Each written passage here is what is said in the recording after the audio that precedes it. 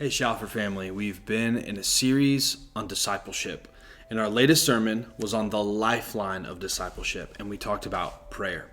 Now, I was wondering, what's the essence of prayer? What's the main point, the lowest common denominator of what prayer really is? So we went to Hebrews chapter 4, and we looked at verses 14 to 16. And there in verse 16 it says, "Let us draw near to the throne of grace." But in this little section, it talks about two things. It talks about our confession, and it talks about our confidence.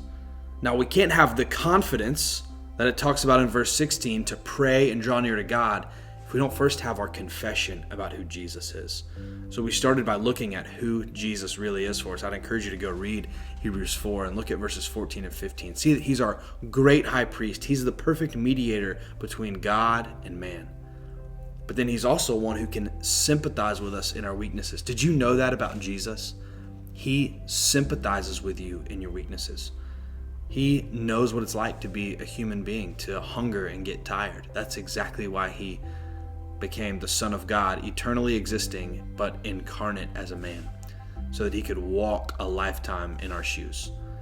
So he can sympathize with you in your weaknesses, but also he knows what it's like to be tempted to sin, yet he never gave in. We read a great quote from C.S. Lewis that basically says, only people who don't give in to temptation know how strong temptation really is. The person who gives in after 5 minutes doesn't know what it would have been like to wait for an hour. And so Christ, how perfectly does he know what it means to be tempted? Because he lived an entire life of temptation here on this earth, yet he never gave in to sin. That's our confession about who Jesus is, and that leads us to have a confidence to approach God. And that confidence invites us, here's how it says it in Hebrews 4. Let us then with confidence draw near to the throne of grace, that we may receive mercy and find grace to help in time of need. Did you know that that's God's invitation to you? That you would draw near to him? How this week can you draw near to him? How can you slow down your life, slow down all of the things you want to get done this summer, all of the vacations you want to take, all of the DIY projects around the house, all the self-improvement projects, everything that's swirling around your mind? How can you slow down to draw near for intimacy with God? And do you notice what it says? That we receive mercy and we find grace to help in time of need. What's your need right now?